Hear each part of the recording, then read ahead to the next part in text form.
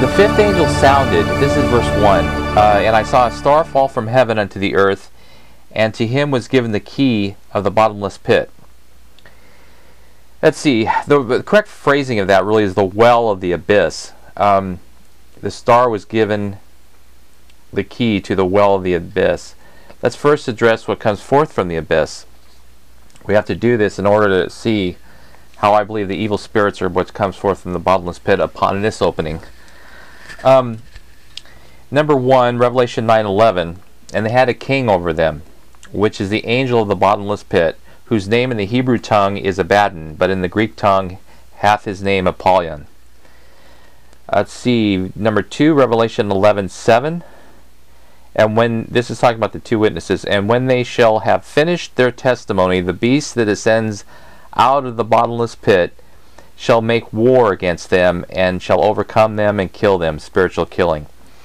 Number 3, Revelation 17:8. The beast that thou saw was and is not, and shall ascend out of the bottomless pit, and go into perdition. And they that dwell on the earth shall wonder, whose names were not written in the book of life from the foundation of the world, when they behold the beast that was and is not and yet is. There's a similar verse with that. I'm going to try to scroll that because that's very familiar language. And it could be that this is Satan lifting himself up as God with that language, the beast that was and is not and yet is. Anyway, verse 9. And here's the mind which hath wisdom. The 7 heads are the 7 mountains on which the woman sitteth. The woman is Babylon, representing the fallen churches. And verse 10, and there are 7 kings, 5 are fallen, and 1 is. Now this, I wanted to highlight this because of the mention of kings, 7 kings. 5 are fallen, and 1 is, and the other is not yet come. And when he comes, he must continue a short space. And the beast that was and is not, even he is the eighth, and is of the seven, and goeth into perdition. Now this is terming Satan as a king. He's also called the prince of the power of the air. Christ is called the Prince of Peace. Christ is called the King of Kings. So when this bottomless pit said it was open and they have a king over them, these locusts have a king over them, I'm trying to establish here that Satan is of the seven who are kings. And when he comes, he must continue a short space. The eighth king, Basileose. That sounds more Italian. I'm probably pronouncing that wrong. Let's see, we can know from Revelation 9:11 that these locusts, which I believe are evil spirits, have a king over them. Locusts as insects do not. There's a verse in Proverbs that mentions locusts have no king over them. But these in Revelation 9 do. And I believe that king is Satan. I believe he is the destroyer, Apollyon and Abaddon. The names in Greek and Hebrew. So what John saw was a dramatic illustration of judgment and spiritual warfare.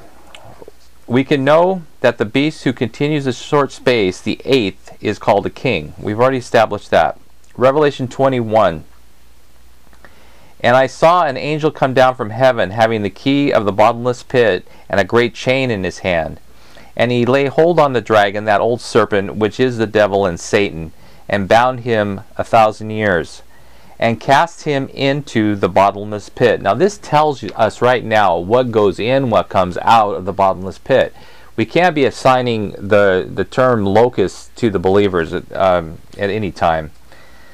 Let's see, and cast him into the bottomless pit, and shut him up, and set a seal upon him, that he should deceive the nations no more, till the 1,000 years should be fulfilled. That 1,000 years is a spiritual number, meaning fullness of the completeness of time, whatever God has in view. And after that he must be loosed a little season. And the little season is the Great Tribulation period. Now the question comes, in light of all this, comes into view, does Satan have control over the other fallen angels? I believe he does, as this depicted with the war between Michael and his angels and Satan and his angels. There's the war of the kingdoms right there. Revelation 12:7, and there was a war in heaven. Michael and his angels fought against the dragon, and the dragon fought and his angels, and prevailed not. Neither was their place found any more in heaven. Verse 9, and the great dragon was cast out, the old serpent, called the devil and Satan, which deceives the whole world. He was cast out into the earth, and his angels were cast out with him. Verse 10, and I heard a loud voice in heaven, a loud voice saying in heaven, now is come salvation and strength and the kingdom of our God and the power of his Christ. For the accuser of our brethren is cast down, which accused them before our God day and night. You see this illustration with the example of Job, of Satan coming before God, and God saying, what about my servant Job? And this whole accusing thing started taking place, and he was not allowed to kill Job, but he was allowed to bring certain judgments on him. And Job actually, I believe, is a picture of us enduring until the end. I believe the New Testament speaks to that. We're supposed to learn from the patience of Job and what he endured. Let's see. What I find sort of frightening with some of these teachings coming forth of those proclaiming no more salvation, meaning that those who have been sealed by May 21, then it's over for the rest of the world. I just think that's a dangerous teaching. I don't believe in it. It's almost like an opposite teaching of what the words of Christ are proclaiming, to keep his works unto the end, to whosoever will, let him come and drink from the water of life freely. I'm not saying this grudgingly. I'm saying this out of concern. I'm saying it out of concern because I believe the illustration of Christ standing up on the Feast of Tabernacles, that last day, that great day, and giving the cry of salvation, just as a grand illustration of the Spirit of God continuing to save unto the last day. So we have these illustrations, and I don't think we should let one word or one verse in Revelation 9, sort of disallow those other verses. I know there's, when you're looking at certain passages in the Bible, there's a duality there in certain phrases. There's a duality, there's two kingdoms, so there's two kings. There's, I already mentioned the prince of the power of the air, and Christ is the prince of peace. There's such a duality going on sometimes that I think people get confused on who this is talking about. Now we have in Revelation 9, it says they have a king over them, these locusts who come forth from the pit. And by the way, the locusts which came forth from the pit, out of the smoke of the pit, you have illustrations of what a request made to Christ not to go back into the pit, or not to go into the well of the abyss. And Christ granted that. Now, who did he grant that to? He granted it to those evil spirits who he cast forth from the man. And their request was, do not send us into the pit. So we have another illustration, and they requested actually to go into the swine, and the swine ran off the cliff. And they wanted embodiment, probably. I don't know what that's all about. But anyway, the thing is that when you have an illustration of that the legion, many who requested not to go into the pit, that was perhaps where Christ was going to send them. It gives us a grand understanding of Revelation 9, because what comes forth out of the pit when it's loose. We know prior to that the beast came out of the pit and killed the two witnesses. So this is not, these are not good spirits coming out of the pit. They're not any way related to believers. This is, I believe, evil entities or fallen angels who have been bound for that reason. And they are, God has in the past brought judgment by sending evil angels. And I'll scroll that verse. I've done it before, but you have to look at the past illustrations on how God does bring judgment. He will use, as he used historically Babylon, he will use historically the Assyrians. He will use evil angels. He is sovereign, and once people start understanding that, you will fear God in his power, because he has the power to do this. He is God.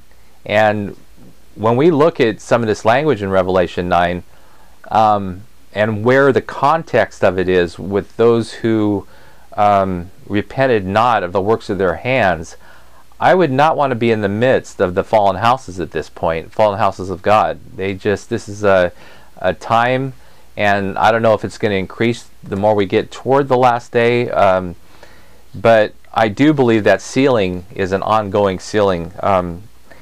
Christ said in the book of Revelation, for those who have not known the depths of Satan, I hold no other burden unto you. I think there's more to that phrase. I'll scroll it for the proper reading of it. But there are some people who don't understand that God can bring judgment and send evil angels. And the depths of Satan, he has set out to acquire worship, and he has set out to overcome the believers and to prevail against them.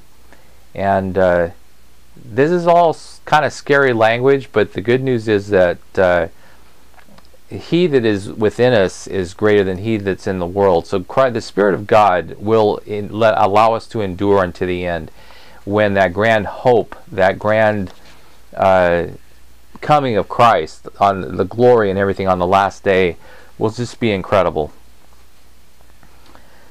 So when I'm talking about the duality here of the king, there's two possibilities. Okay, the king over them could be Christ. The king over them could be Satan. So who has the title of Abaddon or Apollyon? I just don't think that's proper to assign God that title. He has in the past, and I think this is where some people went down the wrong road with this, is he has in the past used his sword to destroy, that Hebrew word H6, and it's also H11, which is Abaddon. And in Revelation 9 it says in the Hebrew it's Abaddon. So some will look at that and say, see, God destroyed with his sword here, so he is the king over them.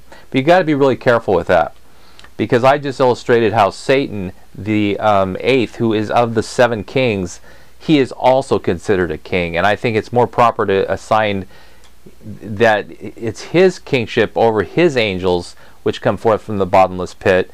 I think it's proper to assign it that title of Abaddon and destroy it to him. I'll give you an example of this, of how God will destroy.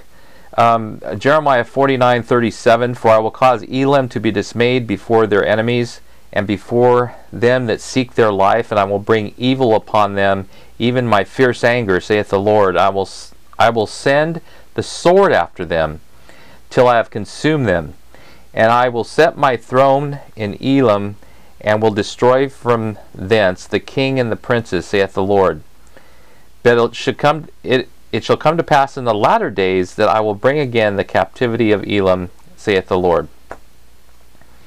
So, some can see this destruction of God, and I believe there's a destroy, will destroy. That word Abaddon is used in verse 38. Some will see that and say, aha, see this king in Revelation 9 must be God then. But we have to remember, though, that Satan is also called a destroyer. And since he has like his command over his angels, which we saw in the illustration of the War of Heaven, that I think it's more proper, especially what comes forth from the pit, the fallen angels, evil spirits who have this power, during this precise period of time in history, to do what they do as a judgment from God. So, all in all, God has the power of everything. But to assign Abaddon and Apollyon, I believe that only goes to Satan himself. Let's see. This is a good verse to sort of highlight this, how Satan is the destroyer. Christ referred him as a thief. And in John 10:10, the thief cometh not, but for to steal and to kill and to destroy. There's that word destroy. I am come that they might have life, and that they might have it more abundantly. So we've covered both of those aspects of the duality of who it could possibly be representing, and I believe it's Satan. He is the destroyer. He is the thief that comes to steal, to kill, and destroy. Let's see. Revelation 9, the bottomless pit is open. And from other passages that we read, we know that Satan has come forth. I believe there's different openings, and I think that's also has been sort of a trip up for some, thinking that the opening is all at one time. I believe these last 5 months in history are, in fact, the opening of Revelation 9, for the reason that the language of the works of their hands, they repented not from their evil. The works of their hands of wood, I can't even remember some of the language it uses in Revelation 9, but it's very identical to Belshazzar's reign and what they did at the trail end of the kingdom of Babylon. And as the king of Babylon, Nebuchadnezzar, was removed for 7 times, and his son Belshazzar took over, and until the writing was on the wall, they did the same things that were mentioned in Revelation 9. So here you have the illustration of Babylon has fallen in Revelation, and then you have the kingdom, the historical kingdom of Babylon, where they were doing the same activity. So I think that shows us that it is very, very key that in Revelation 9 this language is used, and we can sort of line it up historically, even though this period of time was not a full 70 years, it was shortened. So we're in the timing of Christ's return and after the tribulation period. So what else on this? Yeah, there was a sealing of the 144,000 that John saw with the names of God in their forehead. And what's interesting about that passage is that it jumps right from that language to another angel who had the everlasting gospel to preach. Revelation 14:6. And I saw another angel fly in the midst of heaven, having the everlasting gospel to preach unto them that dwell on the earth, to every nation and kindred and tongue and people, saying with a loud voice, Fear God and give glory to him, for the hour of his judgment is come, and worship him that made heaven and earth and the sea and the fountains of waters. Well, we've covered, I think it's been established now that regarding the sealing, I think it's been established of what comes forth from the pit from previous examples of the beast coming forth from the bottomless pit, the well of the abyss, the other illustration of the legion not wanting to go into the pit and they requested to go into the swine. I think all of this is dramatic help for us, that we have past verses in the Bible that allow us to know certain things. We don't have to guess about things. So I hope this helps. I've been studying this more and more, Revelation 9. Okay, I think next time, that was just Revelation 9:1. I tell you, it takes a lot of time to study God's Word, and you got to be careful of what the context is. You have to be careful. Is there other illustrations of anything that's spoken of in Revelation 9 that we can refer to? You know, cross-comparing the verses. The next one, though, is verse 2 and 3. I think I should cover both of those. And he opened the bottomless pit, and there arose a smoke out of the pit, as the smoke of a great furnace, and the sun and the air were darkened by reason of the smoke of the pit. And there came out of the smoke locusts upon the earth, and unto them was given power, as the scorpions of the earth have power. I'll cover verse 4 too. I think this is all can be done in one study. And it was commanded them that they should not hurt the grass of the earth, neither any green thing, neither any tree, but only those men which, now again, we're going to say have not the seal of God in their foreheads, but the proper reading of this, I believe, is not are having the seal of God in their foreheads, meaning it's an ongoing sealing that takes place. So we're going to look at verse 2, 3, and 4 next time. And we should look, well, we already covered the sting, so we'll look at the word scorpions, we'll look at the word exousia, power, and yeah, the grass of the earth and green thing and any tree. We'll look at that again. So we'll cover that in the next study. Anyway, I'm trying to keep these short. If you want to, we're covering some of this stuff in the Yahoo group, Countdown to the Last Day. If you're interested in looking at some of those written studies, sometimes it's a lot easier for me anyway to just read a study and follow it through instead of listening to somebody sort of ramble on.